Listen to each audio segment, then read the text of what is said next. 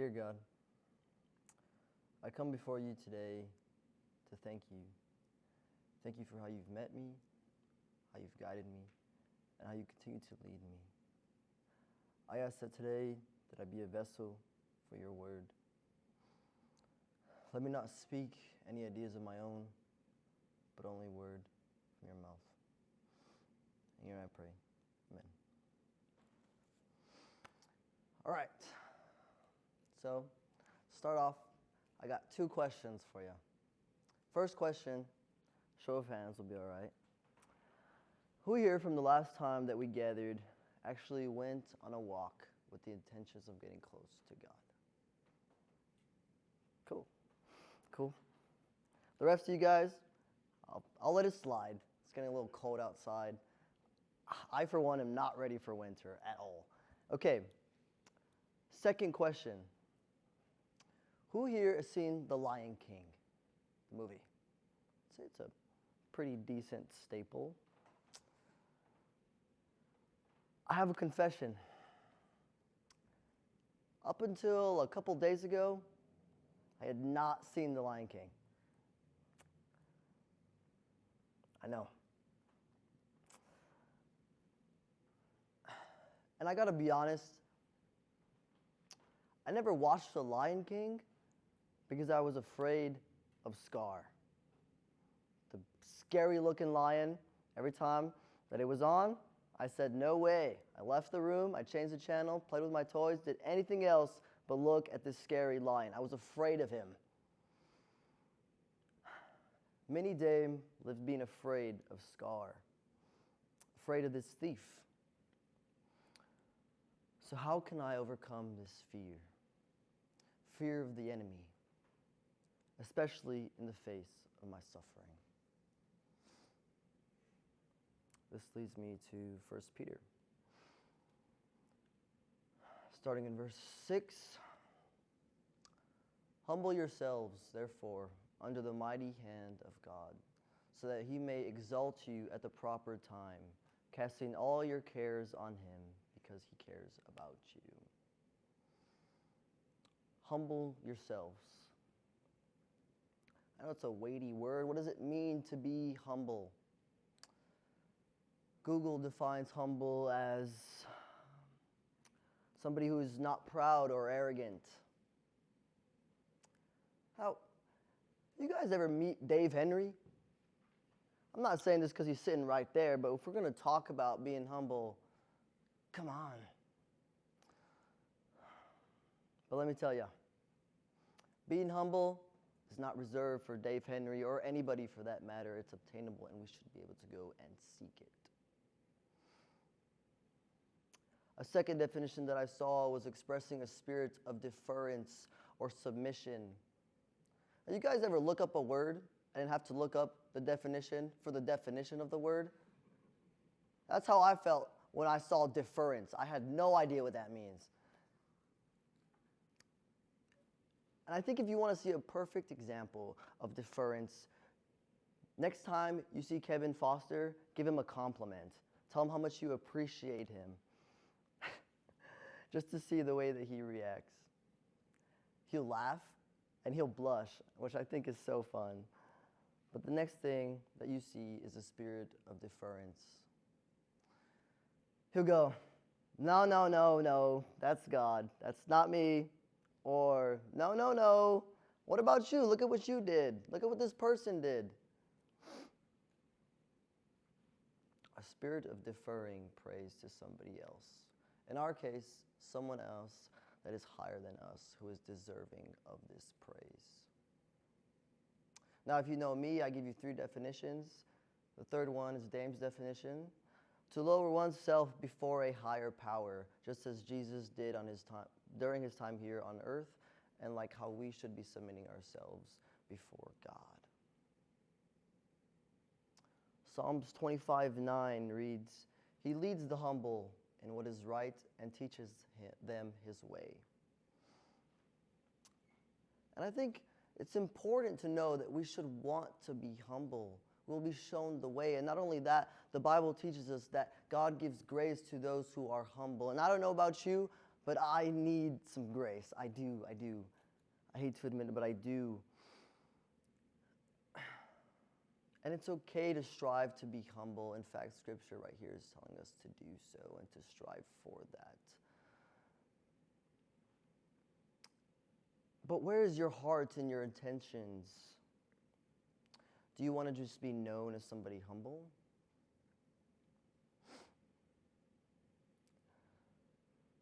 Can I be your pastor for a second and tell you that if we have to go around exclaiming how humble we are, it's not very humble.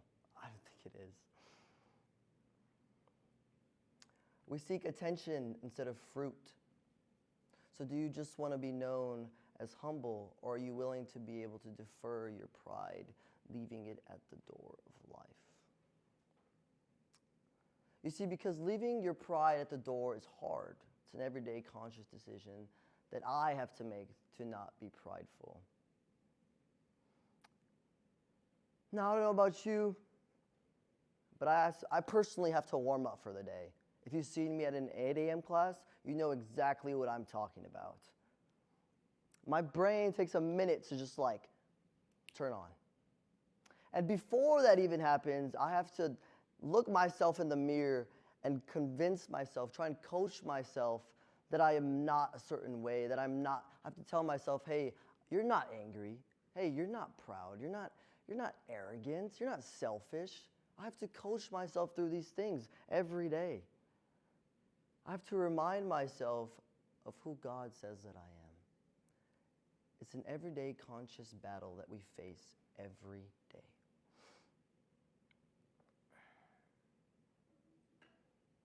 Therefore, under the mighty hand of God, so that he may exalt you or lift you up at the proper time.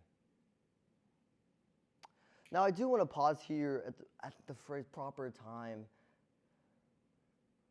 because there's such an interesting concept of time.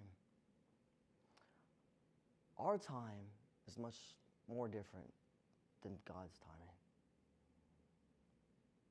Dame time is much different from everybody else's timing, let alone God's timing. Come on now. God doesn't run on Dame time or on your time. The truth is that God is faithful, without a doubt. Can't really argue that. But sometimes we get it confused. God is faithful, but God isn't faithful to our constructs of time, let alone when we think the right time is.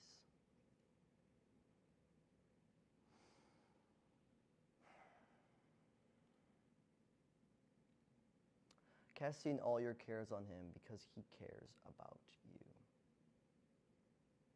You see, this is care. The proper type of care being alluded to here.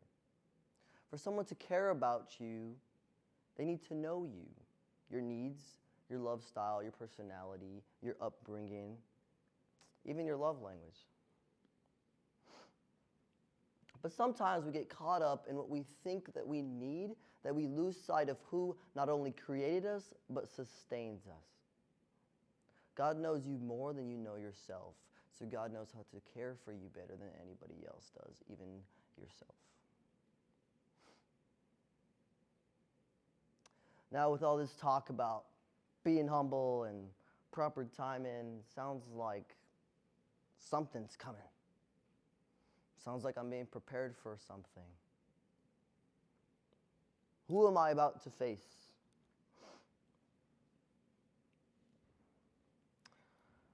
Be sober-minded. Be alert. Your adversary, the devil, is prowling around like a roaring lion, looking for anyone he can devour.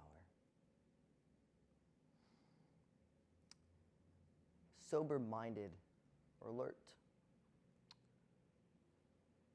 These two groups of words are at heart synonyms of one another. And last time we talked about the power of repetition in our verses, showing us that we need to pay attention.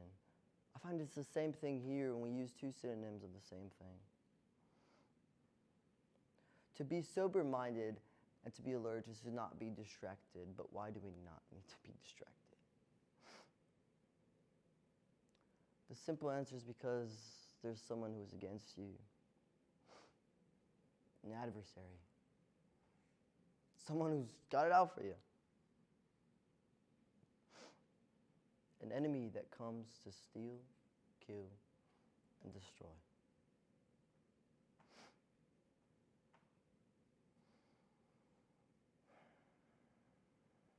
Your adversary, the devil, is prowling around like a roaring lion, looking for anyone he can devour. See, a lion in media and movies is either a character of honor, like Alex the Lion from the Madagascar movies, or like Simba. It's either a character of honor, he's the hero, or they're a scary lion, like Scar. Now, I know who I'm talking to. When I mention lion, where does your brain go? If you said Daniel, you're reading my mind. See, in the story of Daniel in the lion's den, Daniel getting thrown in the lion's den was supposed to be the end. These lions in the lion's den were supposed to eat this guy, but they didn't. The lions were supposed to be feared because they could inflict some pretty serious damage, but the mouths of the lions were shut. Our adversary, the devil, prowling around like a lion, could inflict some serious damage if we are not actively seeking God with a humble heart.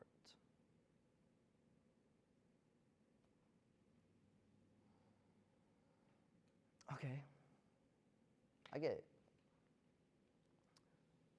You talk about walking, being humble. I get it, there's somebody coming, but something's missing. I'm walking with God, I'm in the scriptures, I'm praying, I'm worshiping, I'm doing all these things. And I'm walking, but I feel like I'm not going anywhere. I feel like I'm on a treadmill, just walking. And I'm going, but I'm not going anywhere. There's got to be something missing.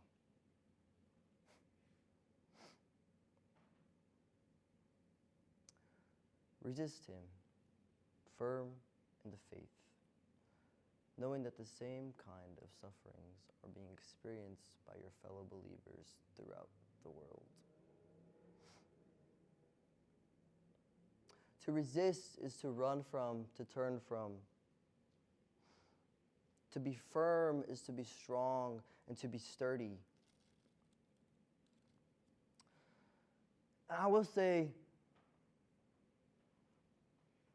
it won't always be easy to be strong in your faith, in the face of suffering especially. Trust me, I know. And at times, honestly, it feels impossible. I can't do it. I can't be strong. I don't feel strong. How am I supposed to be strong when I don't feel strong? But you see, when a structure is sturdy, it means its foundation is strong.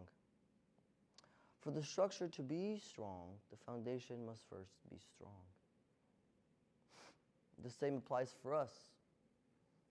God designed his people, us, to have a strong foundation for us to find our foundation, our identity in him. This is the walk that we have been dealt. And there's no denying that this walk is extremely difficult. But our help is a lot more obvious than you think.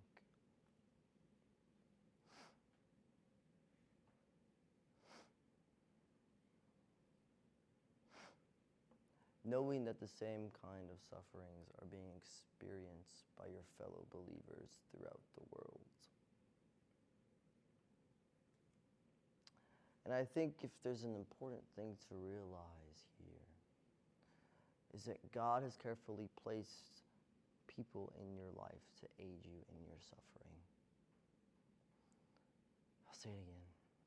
The important thing to realize is that God has carefully placed people in your life to aid you in your suffering. You are not alone in your sufferings. We are not alone in our sufferings. Sure, we all suffer with different things, but at the end of the day, we're all suffering.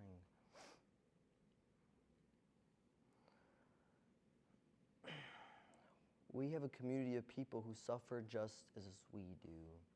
And in many ways, we need our fellow believers. We do. Sure, have your time to think your own thoughts, mind wonder, decision make on your own.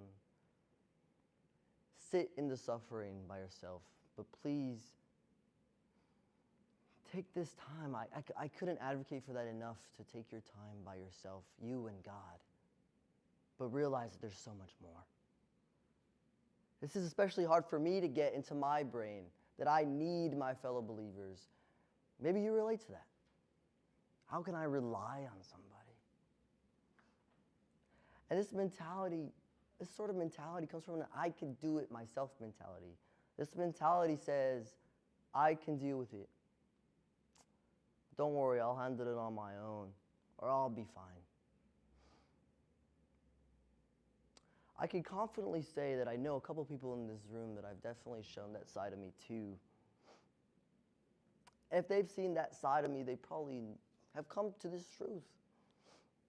You see, once my mind is made up, I'm slightly what people call stubborn. Good luck trying to change my mind. This, mixed with the fact that I have an extremely low social battery, oh boy, do we have a recipe for success. But God brought me near in my suffering. You see, God doesn't cause your suffering, but He sure can use it to form you, to teach you, and to bring you peace. In my case, around 2 months ago, to teach me the necessity to let the community He placed in my life serve its purpose, to let them help me. Because as much as God showed up for me that night at 2 a.m. as I was sitting in my room thinking about all the closing doors in my life, He also sent a friend in Kevin Foster sending me a text. I remind you, at 2 a.m., letting me know that He was there for me. You see, we don't have a problem thinking that God will use us for our purpose. But we often never think about the fact that He's doing the same thing for your peers. He's at work not only in you, but in your peers. Trust that He is not only good to you, but good to your neighbor as well. Psalm 133, verse 1. How good and pleasant is it when God's people live together in unity? You are not relying on them, but merely letting them serve, letting them live with you, walk with you in unity. John 13, starting in verse 34, a new command I give to you, love one another as I have loved you. We must let our peers fulfill their command to let them love you.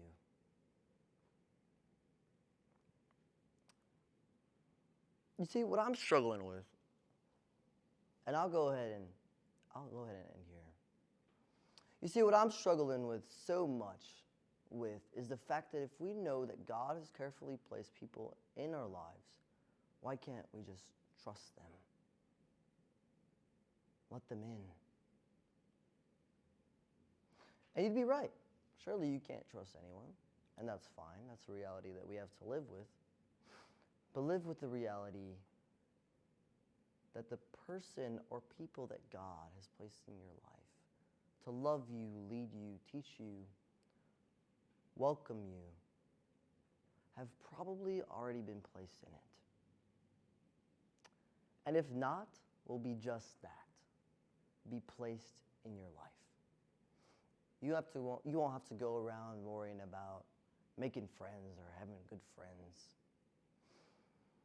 You see, if it's from God, all we must do is acknowledge, praise Him for it, and take care of the blessings He has given us. So I want to challenge you to once again walk. I know it's getting cold outside, but grab a coat, walk. But this time, walk in unity. Invite 1 or 2 or 5 people. Set your phone aside and simply be with one another. Be silly, be serious, whatever feels appropriate that day. Pray for one another. Walk with God together. Walk together. Walk in unity together. But walk knowing that God has carefully placed them in your path for success.